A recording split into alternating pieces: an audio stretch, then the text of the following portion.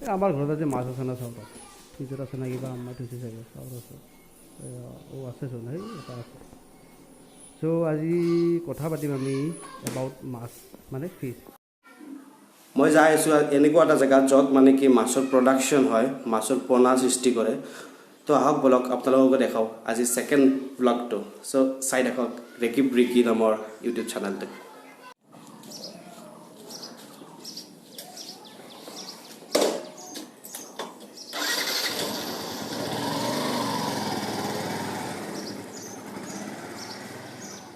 আমি ওলালোঁ আমাৰ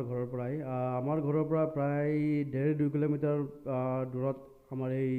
মানে মাছৰ প্ৰডাকশ্যনটো আছে মানে মোৰ নিজৰ মামাৰ এই মাছৰ প্ৰডাকশ্যনটো পশ্চিম নলবাৰীৰ মানে কি গম নাপাওঁ কিমান নম্বৰ স্থানত আছে কিন্তু মানে কি এই প্ৰডাকশ্যনটো আছে আৰু বাকীবোৰতকৈ অলপ ডাঙৰ আৰু মানে কি উন্নত মানৰ চ' বলক আমি তাতে গৈ অলপমান চাওঁগৈ কি আছে কি নাই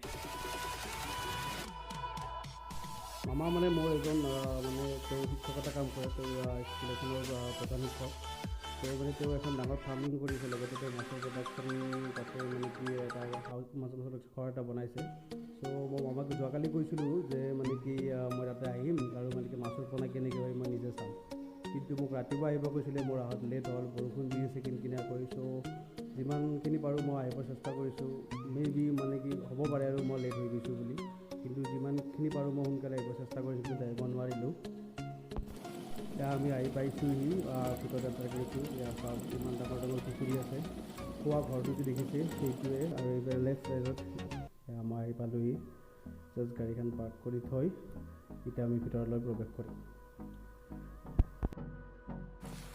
বলক চাওঁ আজি মাছৰ প্ৰডাকশ্যন মানে মাছৰ পোনা কেনেকৈ হয় আৰু মাছ মানে কি কণীৰ পৰাই প্ৰথমে মাছটো ওলালে কেনেকুৱা দেখি আপোনালোকক দেখা যায়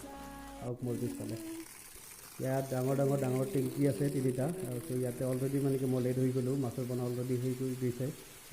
চ' এইবিলাক পানী যে দেখিছে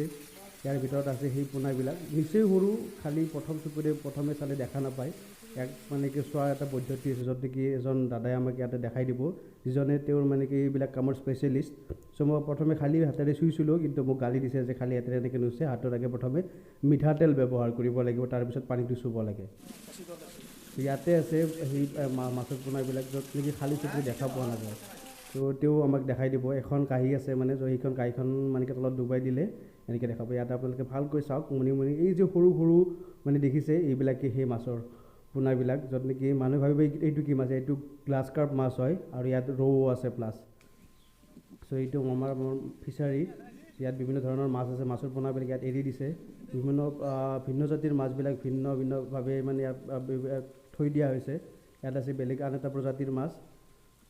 চ' মানে এইবিলাকৰ চাইজ আৰু আকাৰ অনুযায়ী মানে পুখুৰীত থৈ আছে এইখিনি হৈছে এটা মানে কি পুখুৰীৰ পাৰৰ য'ত নেকি মামাই আমাৰ মানে কি নেমু খেতি কৰিছে চ' ইয়াত মানে কাজি নেমুটো যোনটো সেইটো ইয়াতে মানে কি হৈছেহি গছ বহুকেইডাল গছ হৈছে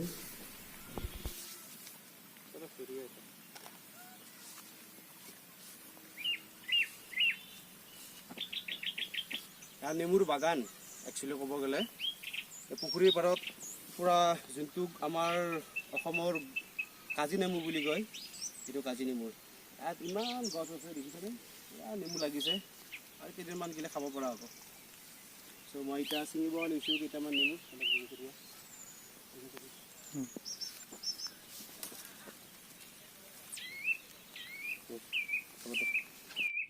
মামাই লগতে বহুত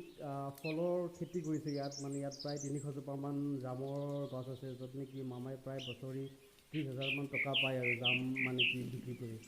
চ' ইয়াতে 300 জোপামান জাম আছে বিভিন্ন ধৰণৰ মানে প্ৰজাতিৰ জাম আছে সৰু জাম বৰ জাম ইয়াতে এনেকৈ 300 জোপামান বৰজাম সৰু জামৰ গছ আছে এইটো মোৰ লগৰ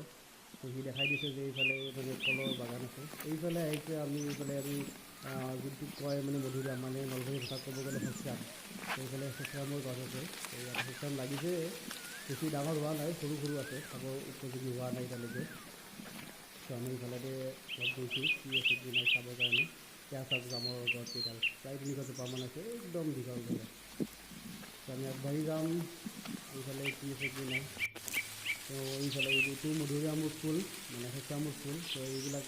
হৈছে কিন্তু ইমান ডাঙৰ হোৱা নাই টাইম লাগিব পকিবৰ কাৰণে খাবৰ উপযোগী হোৱাৰ বাবে আমি আৰু আন এটা ফালে যাম।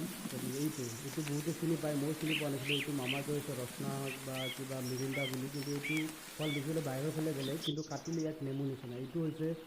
গোল নেমু, যোনটো আমাৰ সৰু গোল নেমু বুলি কয়। এইটো নেমুৰ গছ নতুনকৈ পুলি ৰুইছিলে মামাই, এইটো লাগিছে, গোটেইবিলাক ফুল ধৰিছে। তো মানে কি মামাই ধুনীয়া মানে বিভিন্ন ধৰণৰ ইয়াত ফল মূল যি লাগে আৰু এখন ফাৰ্মত মানে কি ধুনীয়াখিনি গোটেই বস্তুখিনি থয়। তো আহিবলৈ ভাল লাগে। এইটো ডালিম মানে বেদনাৰ গছ, তিনিটা লাগিছে। এইটোৱে একমাহমান গ'লে খাব পৰা হ'ব আৰু।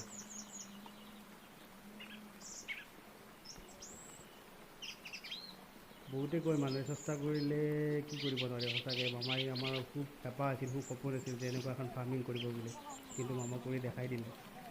লগতে আমাৰো ভাল হয়, আমিও যাওঁ কেতিয়াবা বস্তুবিলাক মানে কি চাবৰ কাৰণে, খোৱাৰ কাৰণে। মামাই যথেষ্টখিনি বস্তু আমাক গ'লে খাব দিয়ে। আমি ইফালে যাম, ইয়াতে মামাই কলৰ ৰুইছে বিভিন্ন ধৰণৰ। এইডাল অমিতাৰ গছ আছে, বহুত কেইডালো অমিতাৰ গছ। এইটো বেলেগ এটা প্ৰজাতিৰ, মামাৰ নামটো কৈছিলোঁ মই পাহৰি গৈছোঁ। ইয়াতে আছে এইটো মালভোগ কল, য'ত নেকি ইয়াতে মালভোগ কল কমেও 1000-2000মান গছ আছে, য'ত নেকি মানে কি কল লাগিছে, কেঁচা আছে, পকিবৰ হোৱা নাই এতিয়ালৈকে। তো আমি আৰু আগফালে যাম, এই পুখুৰীৰ পাৰে পাৰে। তো